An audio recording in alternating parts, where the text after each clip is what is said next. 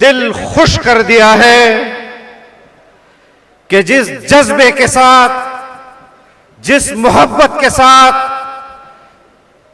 جس والہانہ عقیدت کے ساتھ انہوں نے شہید اسلام حضرت مولانا محمد ادریس رحمہ اللہ کے ساتھ اس اجلاس میں شرکت کر کے اپنی محبت کا اظہار کیا ہے، میں آپ کے لیے دعا گو ہوں کہ اللہ رب العزت قدم قدم پر آپ کو اس کا اجر عظیم عطا فرمائے اور حضرت شیخ کا مشن جس کے آپ امین ہیں، اللہ تعالیٰ آپ کو اس امانت کی لاج رکھنے کی توفیق عطا فرمائے، آپ کو سرفراز اور کامران فرمائے۔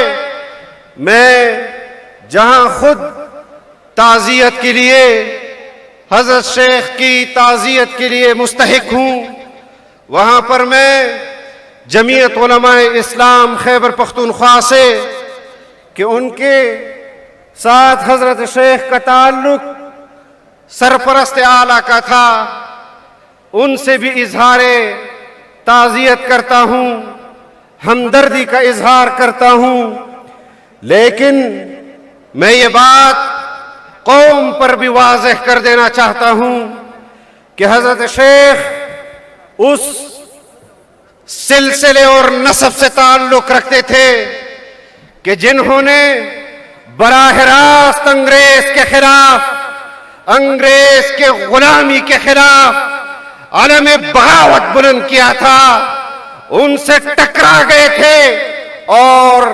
بالآخر اپنے وطن عزیز کو انگریز کے ناپاک چنگل سے آزاد کیا۔ انشاءاللہ آج اس کانفرنس میں ہم ان سے عہد کرتے ہیں کہ آپ نے جو امانت ہمارے لیے چھوڑی ہے، آپ کے اس امانت کو اسی طرح بلند رکھیں گے جس طرح آپ نے اس امانت کو سرفراز اور سربلند رکھا تھا۔ افسوس کی بات ہے کہ آج ملک کے اندر بدامنی عروج پر، معاشی بدحالی عروج پر، سیاسی عدم استحکام عروج پر، آج لوگ اپنے معاش کے لیے دربدر ہیں، امن و امان کے لیے دربدر ہیں، آواز بلند کر رہے ہیں، لیکن پاکستان کے اندر کسی صوبے کا حاکم امن و امان کی ذمہ داری قبول کرنے کے لیے تیار نہیں۔ آج وفاقی حکومت امن و امان کی ذمہ داری قبول کرنے کے لیے تیار نہیں۔ یہ وہی چار سدہ ہے جہاں قائد ملت اسلامیہ پر 2011 میں خودکش حملہ ہوا، ہمارے 12 یا 13 جماعتی دوست اس میں شہید ہوئے۔ سوابی میں قائد جمعیت پر حملہ ہوا، 11 مسلمان وہاں پر شہید ہوئے۔ کوئٹہ میں حملہ ہوا، وہاں پر جمعیت کے کارکن شہید ہوئے۔ باجوڑ میں حملہ ہوا، وہاں پر جمعیت علماء اسلام کے ذمہ دار ساتھی شہید ہوئے۔ وانا میں حملہ ہوتا ہے، ہمارا شیخ الحدیث شہید ہوتا ہے۔ کراچی میں حملہ ہوتا ہے، ہمارا شیخ الحدیث مفتی اعظم شہید ہوتا ہے۔ بلوچستان کے اندر ہمارے علماء کو شہید کیا جاتا ہے۔ بلوچ بیلٹ میں ہمارے علماء کو شہید کیا جا رہا ہے۔ پشتون بیلٹ میں ہمارے علماء کو شہید کیا جا رہا ہے۔ خیبر پختونخوا کے جنوبی اضلاع میں ہمارے علماء کو شہید کیا جا رہا ہے۔ जमीयत उलमाए इस्लाम के कारकुनों को शहीद किया जा रहा है। किस जुर्म की पादाश में? क्या हमारा जुर्म सिर्फ यही है कि हम पाकिस्तान के साथ वफादारी का आलम बुलंद किए हुए हैं? क्या हमारा जुर्म सिर्फ यही है कि हम उस आईन पाकिस्तान का तहफ्फुज़ कर रहे हैं जो इस्लामी आईन हमें मुफक्किर इस्लाम हजरत मौलाना मुफ्ती महमूद रहमहुल्लाह ने दिया, जो आईन हमें हजरत मौलाना गुलाम गौस हज़ारवी रहमहुल्लाह ने दिया, वो आईन जो हमें शेखुल हदीस हजरत मौलाना अब्दुल हक रहमहुल्लाह ने दिया, हमें इस बात की सजा दी जा रही है कि हम पाकिस्तान में आईन की अमलदारी चाहते हैं। क्या हमें इस जुर्म की सजा दी जा रही है कि हम कानून की हुक्मरानी की बात करते हैं, या हमें इस जुर्म की सजा दी जा रही है कि हम बतौर हाकिम तुम्हारे गुलाम बनकर हुक्मरानी इस आजाद और गैरतमंद रियासत के अवाम पर नहीं करना चाहते? तो हम 4 सदा में एक बार फिर अपने उस आज़म का इरादा करते हैं, ऐलान करते हैं कि अगर जमीयत उलमाए इस्लाम पाकिस्तान में हुकूमत में आएगी तो इस अवाम की ताकत और वोट से आएगी, किसी जर्नेल की दोस्ती और गुलामी में नहीं आएगी इंशाअल्लाह अज़ीज। ये वाज़ेह पैगाम देना चाहते हैं या नहीं? मसला ही सारा यही है पाकिस्तान के अंदर कि पाकिस्तान के अंदर सूबों में हुकूमतें दी गई दोस्ती की बुनियाद पर, मुल्क के अंदर वजारतें नाअहल लोगों को दी गई दोस्ती और वफादारी की बुनियाद पर। जब एक शख्स के साथ वफादार शख्स को वजारतें दी जाए तो पाकिस्तान के साथ वफादारी पर शहादत और मौत और कत्ल क्यों?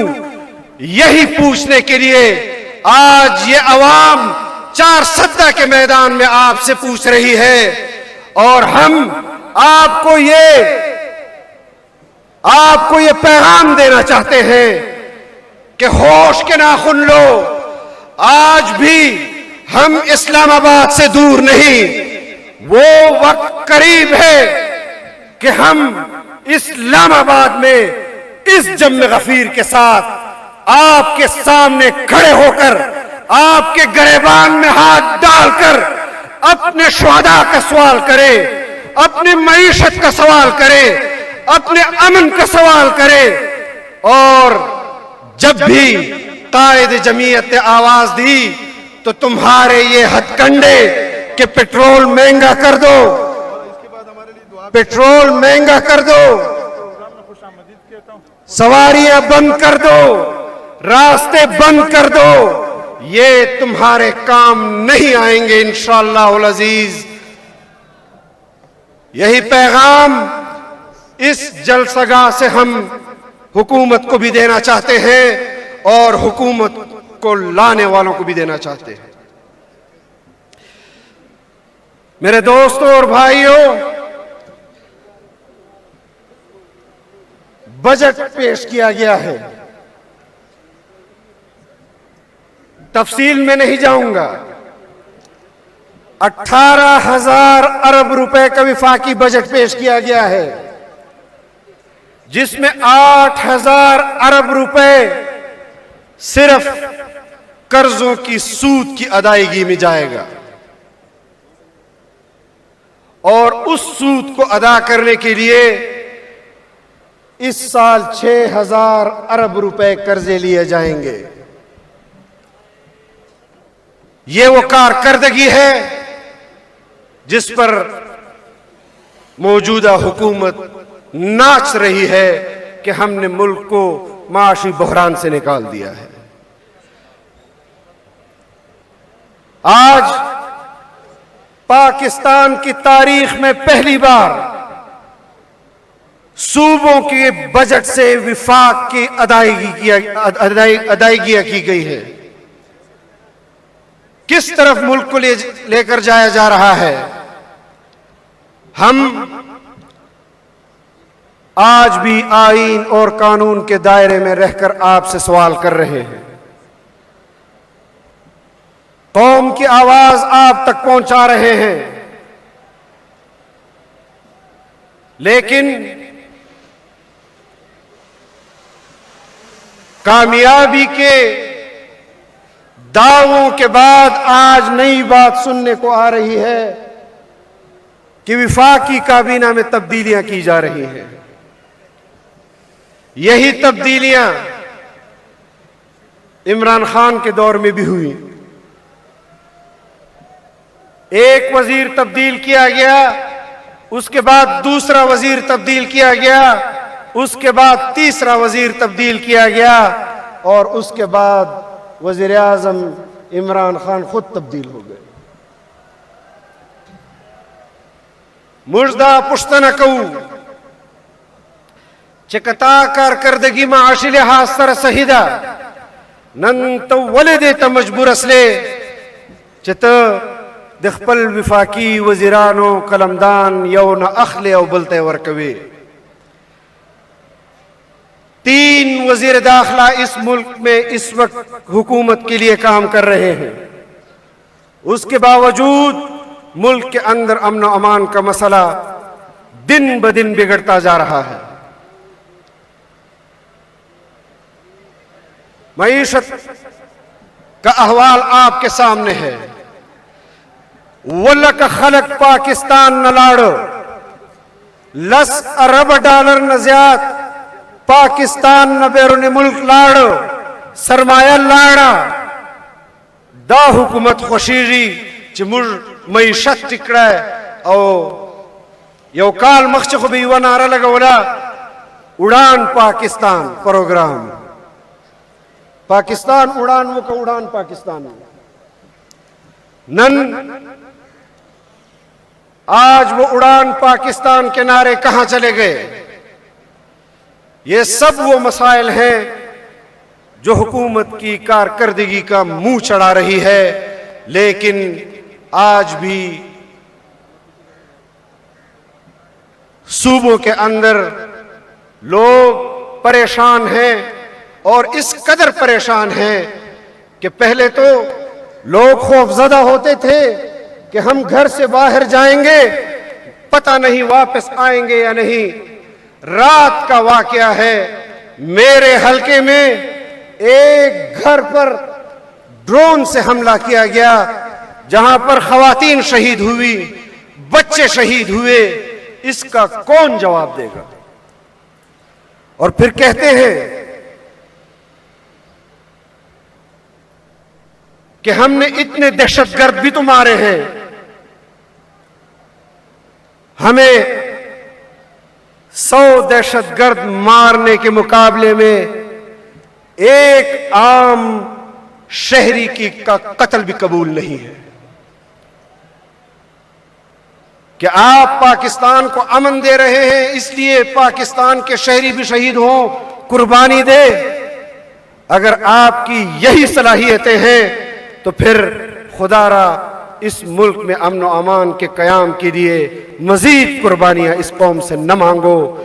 لاکھوں قربانیاں 20 سال میں اس پاکستان کے شہریوں نے دی ہیں، اور خصوصاً بلوچستان اور خیبر پختونخوا کے لوگوں نے دی ہیں، بوڑھوں نے دی ہے، خواتین نے دی ہے، بچوں نے دی ہے، بچیوں نے دی ہے، جن کے قاتل، جن کا جرم کسی کو معلوم نہیں، لیکن اس کے باوجود وہ اس جنگ کا ایندھن بنتے رہے، یا دہشت گردوں کے ہاتھوں یا ریاستی اداروں کے ہاتھوں۔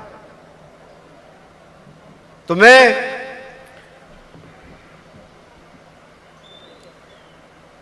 آخر میں ایک پیغام دینا چاہتا ہوں کہ بہت تجربے ہو گئے، بہت یاری دوستیوں میں حکومتوں کی بندر بانٹ ہو گئی۔ خدا را اس 24 करोड़ शहरियों पर रहम खाओ, जिसको ये मुंतखब करे उसको इक्तदार हवाले करो, अपने गुलामों से मजीद इन लोगों को तंग न करवाओ, जिल्लत न करवाओ, इनको परेशान न करो, फिर इनके मुंतखब करदा हुक्मरान जाने और कौम जाने। अल्लाह रब्बुल इज़्ज़त हमारे मरहूम शेखुल हदीस हज़रत मौलाना मोहम्मद इदरीस रहमहुल्लाह के खानवादे को भी, उनके औलाद को भी, उनकी ज़िंदगी में जिस तरह उनके बरक़ात उन पर अल्लाह की तरफ से मौजूद थे, दुआ गो है कि वही बरक़ात इसी तरह जारी और सारी रहे। अल्लाह रब्बुल इज़्ज़त इस मुल्क को अमन का गहवारा बनाए और अल्लाह रब्बुल इज़्ज़त हम सबको इस वतन अज़ीज़ की खिदमत करने की तौफ़ीक़ अता फ़रमाए। व आखिर दावाना